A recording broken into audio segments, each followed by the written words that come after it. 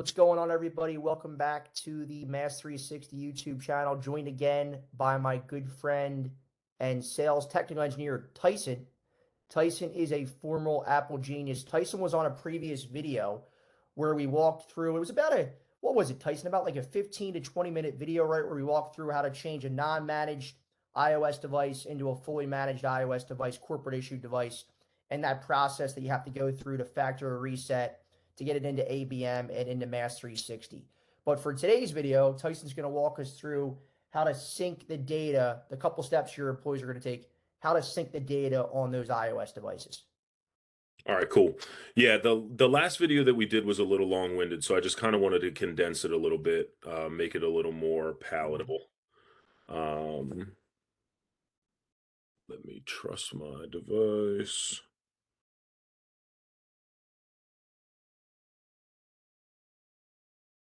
All right. Let me know if you can see my screen. I could see your screen. I can. I could see the iPhone. All right, cool. So, in order to get all your data synced to iCloud for the end user before they're going to wipe it, because like I mentioned in the last video, you can't restore it from a backup because it'll take it off of that managed state and cause you issues. So, to bypass that, you don't need a full backup. You just need to sync everything to iCloud. So, your end user would go into their Apple ID, they would tap on iCloud, and this iCloud storage up here is important, where it says 1.8 gigs out of 5 gigs. If you are maxed out, you need to upgrade and manage your storage. You can change your storage plan later if you don't want to pay monthly for it, but there's different tiers and options that you can pay for. Just to make sure, it's recommended by Apple anyway that you sync your data to iCloud so that if something happens to your phone, you don't lose it. Um, Got it. so so that's one thing. Make sure you have enough iCloud storage. That's a prerequisite. But you're going to want to make sure that all of this is synced. So go into Photos, make sure iCloud Photos is synced, and that's set up. iCloud backup can be on. If you notice up here in the backups section where it's compartmentalizes like documents, photos, things like that. I don't have a lot of other stuff on here, or else those categories would be larger.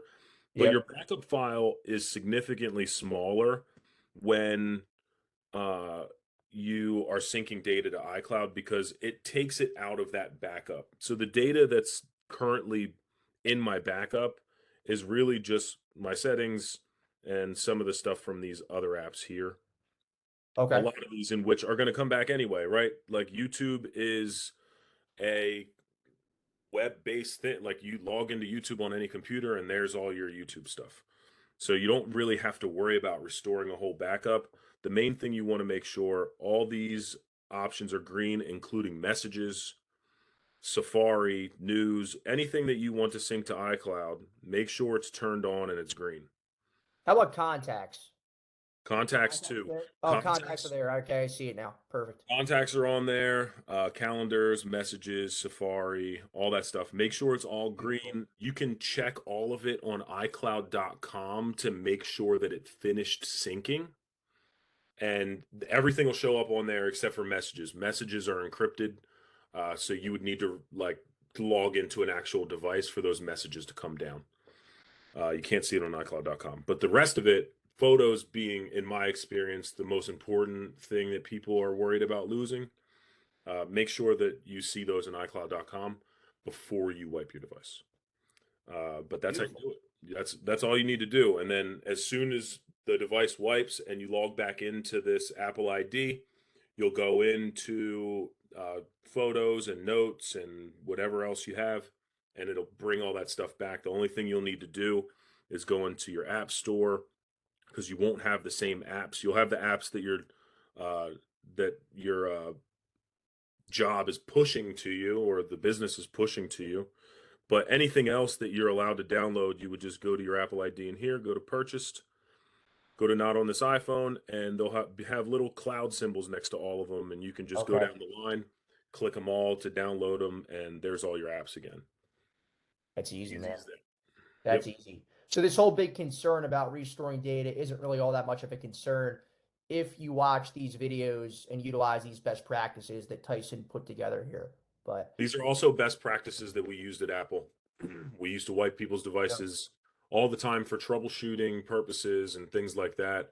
So it works great. You don't need to restore a full backup and re-image your phone exactly how it was before. Just sync your data to iCloud and let it come right back. awesome. Tyson, as always, man, really appreciate you hopping in. And let us know, guys, in the comment section, any Apple specific questions you have, because Tyson's my guy to go to for any of those questions. But like this video again, subscribe, and look out for these videos on a weekly basis. Thanks a lot, guys. We appreciate you.